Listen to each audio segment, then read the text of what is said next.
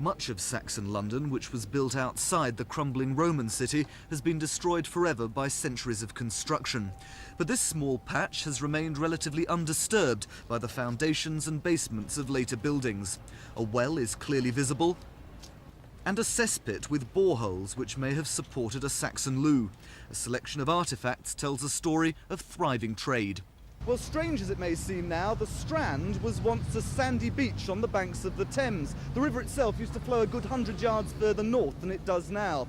It conjures up the image of a sort of Saxon yuppie beaching his boat here, perhaps after doing some trade with the continent, and then strolling into the Saxon city to earn his living. And stretching a point perhaps, archaeologists believe this may have been an early enterprise zone, with the king playing the role of the LDDC. Well, we think that the king laid out the town with a regular street grid and encouraged traders to come to that town. Obviously the king got his cut for all of this, he got his taxes, but in return he offered them protection, which is very important to them. What sort of community do you think would have lived around here?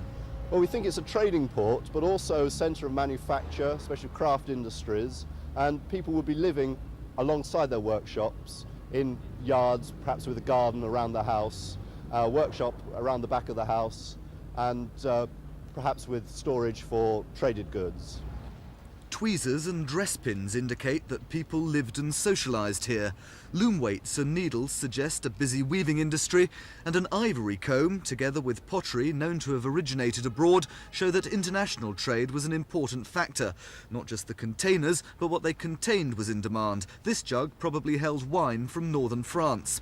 Eventually, under pressure from Viking raids, the Saxons abandoned their settlement and moved within the protection of the Roman walls to the east. And soon these traces of their lives will be covered up again when the builders move in. Larsmon in Saxon London, Thames News.